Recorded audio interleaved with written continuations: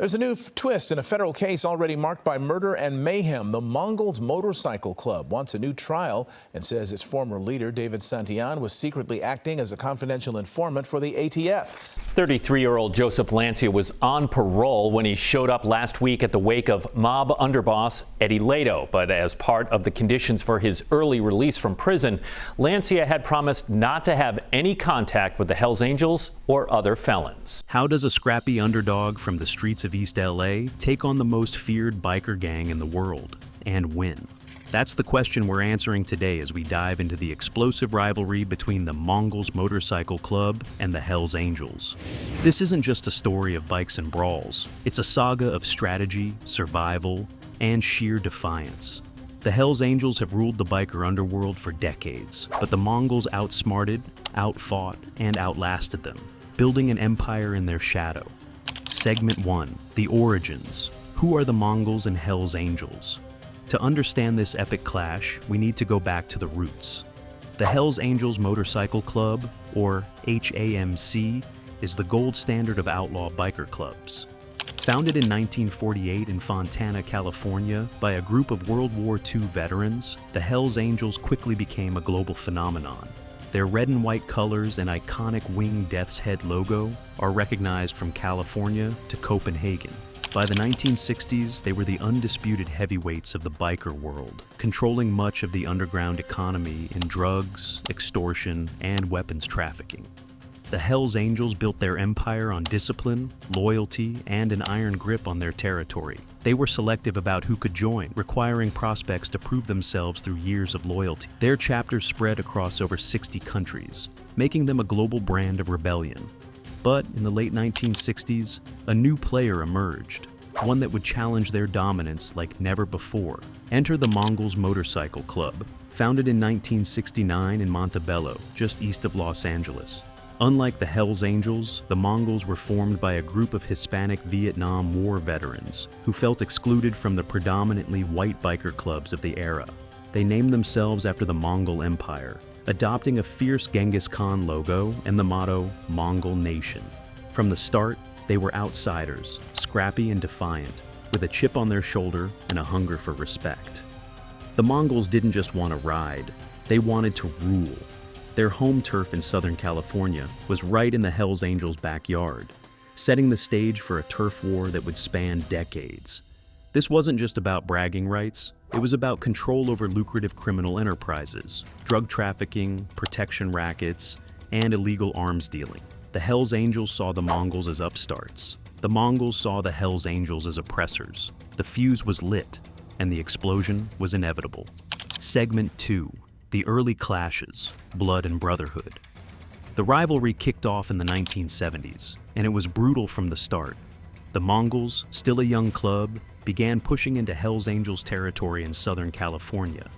Cities like San Diego, Riverside, and Los Angeles became battlegrounds. These weren't just fistfights, they were violent, often deadly confrontations involving knives, chains, and guns. One of the first major clashes happened in 1977 at a bar in San Diego. A group of Mongols and Hells Angels crossed paths, and what started as a heated argument ended in bloodshed. One Mongol was killed, and several Hells Angels members were hospitalized. The incident sent shockwaves through the biker world, marking the Mongols as a serious threat. The Hells Angels weren't used to being challenged, and they didn't take it lightly. But the Mongols didn't back down. Instead, they leaned into their underdog status, recruiting heavily from Hispanic communities in East LA and beyond.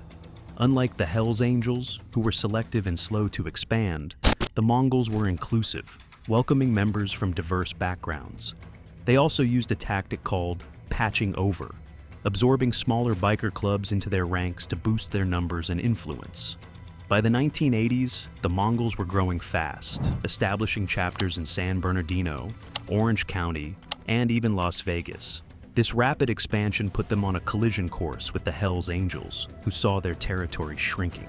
The Mongols were playing a numbers game, and it was working. They weren't just fighting for territory. They were building a brotherhood that could rival the Hells Angels' legendary loyalty. One notable clash in 1989 solidified the Mongols' reputation. In a bar in Riverside, a Mongol member reportedly disrespected a Hells Angels patch. sparking a brawl that left 2 Hells Angels members critically injured. The Mongols walked away unscathed, and word spread that they weren't afraid to stand their ground. These early victories gave the Mongols credibility, attracting more recruits and setting the stage for bigger battles. Segment 3. Legal cases involving Mongols, Motorcycle Club versus Hells Angels, or the government.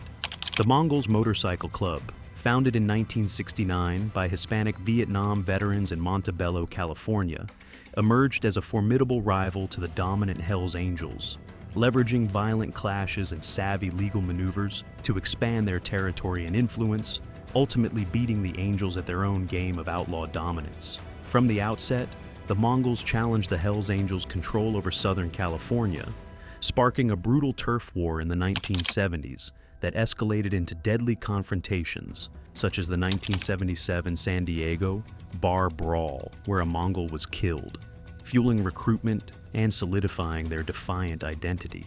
By the 1980s, the feud intensified with incidents like the 1989 Riverside stabbing of a Hells Angel, allowing the Mongols to push into areas like San Bernardino and Las Vegas, absorbing smaller clubs through patching over tactics that boosted their numbers to over 1,500 members by the 2010s.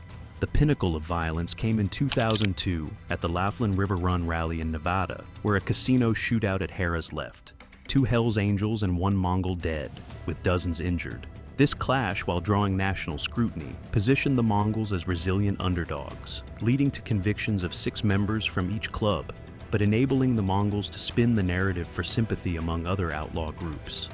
Legally, the Mongols turned potential devastation into triumph during the 2008 ATF Operation Black Rain, which arrested over 160 members on racketeering charges and attempted to seize their trademarked Genghis Khan logo as a criminal symbol. After a decade-long battle, a 2018 federal ruling deemed the seizure unconstitutional, preserving their identity and boosting morale, while the Hells Angels grappled with similar but more fragmented legal woes, including international drug busts. This victory not only legitimized the Mongols, but facilitated global expansion into Australia, Mexico, and Europe by absorbing local gangs, contrasting the Hells Angels' slower, more selective growth amid internal conflicts. Through cultural ties to Hispanic communities and strategic alliances with clubs like the Vagos, the Mongols exploited Hells Angels' weaknesses, turning violence and law enforcement pressure into opportunities for influence, proving that adaptability and resilience could dethrone even the most entrenched biker empire in a rivalry that continues to simmer, with recent 2023 brawls in Oklahoma underscoring their enduring edge. Segment 4, the Laughlin River Run. A turning point. The rivalry reached a boiling point in 2002 at the Laughlin River Run, a massive biker rally in Nevada that drew thousands of riders. It was supposed to be a celebration of biker culture, but for the Mongols and Hells Angels, it was a powder keg waiting to explode. On April 27, 2002, inside Harrah's casino in Laughlin, tensions between the 2 clubs ignited. A group of Mongols and Hells Angels encountered each other in the crowded gaming area. Words were exchanged, then fists, and then gunfire. When the smoke cleared, 3 men were dead, 2 Hells Angels and 1 Mongol, and over a dozen were injured. The casino floor was a war zone, with bullet holes in slot machines and blood on the carpet. The Laughlin shootout was a national wake-up call. It showed the world just how dangerous the Mongols-Hells Angels rivalry had become. Both clubs faced intense scrutiny from law enforcement, but the Mongols turned the narrative to their advantage. They portrayed themselves as underdogs fighting against the Hells Angels' bullying tactics. This resonated with other outlaw clubs, who began to see the Mongols as a counterweight to the Hells Angels' dominance. The Hells Angels, meanwhile, were painted as the aggressors. Their reputation took a hit, and internal disputes over leadership and strategy began to surface. The Mongols, on the other hand, used the incident to rally their members and strengthen their alliances. They didn't just survive Laughlin. They came out stronger, with new chapters popping up in Arizona and New Mexico. Segment 5, Operation Black Rain, the legal war. But the real game changer wasn't on the streets, it was in the courtroom. By the early 2000s, both the Mongols and Hells Angels were on law enforcement's radar as organized crime syndicates. the Bureau of Alcohol, Tobacco, Firearms, and Explosives, or ATF, decided it was time to take them down. For the Mongols, this meant facing one of the biggest challenges in their history, Operation Black Rain. In 2008, the ATF launched Operation Black Rain, a massive undercover sting targeting the Mongols. Agents infiltrated the club, posing as prospective members and gathering evidence of drug trafficking, racketeering, and murder. On October 21st, 2008, over 160 Mongols members were arrested across multiple states. The feds didn't stop there. They went after the Mongols' very identity, filing a motion to seize their trademarked Genghis Khan logo, claiming it was a symbol of a criminal enterprise. This was unprecedented. If the government succeeded, Mongols members could be prosecuted just for wearing their colors. It was a death sentence for the club's identity. The Hells Angels had faced similar RICO charges, Racketeer Influenced and Corrupt Organizations Act, but their global network and deep pockets helped them weather the storm. The Mongols, with fewer resources, seemed doomed. But the Mongols didn't roll over. They hired a crack legal team, led by attorney Joseph Yanni, who argued that seizing the logo violated the First Amendment right to free speech. For years, the case dragged through the courts, with the Mongols fighting not just for their patch, but for their survival. In 2018, after a decade of legal battles, a federal judge ruled in their favor, declaring the logo seizure unconstitutional. The Mongols kept their colors, and their victory sent shockwaves through the biker world. This was a masterstroke. The Mongols turned a near-fatal blow into a rallying cry. Their legal victory gave them legitimacy, portraying them as a club fighting for their rights against government overreach. The Hells Angels, meanwhile, were bogged down in their own legal troubles, including international drug busts and high-profile betrayals by informants. The Mongols had outsmarted the system and their rivals. Segment 6, Building an Empire, Territory, and Alliances. With their logo intact and their reputation soaring, the Mongols went on the offensive. They expanded into new territories, from Texas to Colorado to Nevada, often moving into areas where the Hells Angels were losing ground. Their strategy was ruthless but effective. Recruit locally, form alliances, and exploit their rivals' weaknesses. The Mongols, their cultural connection to Hispanic communities. While the Hells Angels were predominantly white, the Mongols embraced diversity, building a loyal base in regions like Southern California and the Southwest. They also formed strategic alliances with other outlaw clubs, like the Sons of Satan and the Vagos, creating a network that rivaled the Hells Angels' global reach. By the 2010s, the Mongols had grown to over 1,500 members across dozens of chapters, while the Hells Angels were grappling with internal splits and law enforcement pressure. The Mongols' ability to adapt gave them an edge. They weren't just fighting for territory, they were building a brand, one that resonated with a new generation of bikers. One key move was their use of social media.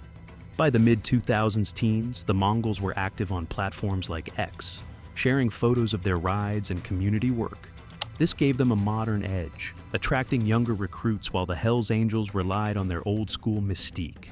The Mongols were playing the long game, and it was paying off. Segment 7, The Modern Era. The war continues.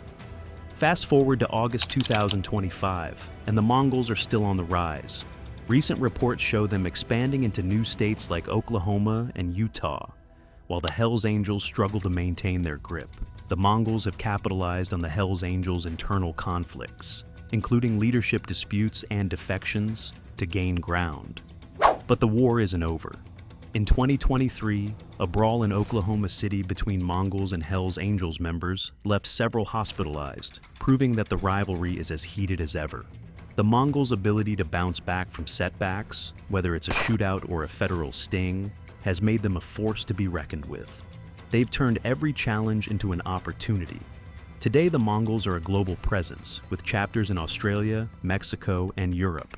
They've taken the Hells Angels playbook and rewritten it, using speed, adaptability, and cultural savvy to outmaneuver their rivals.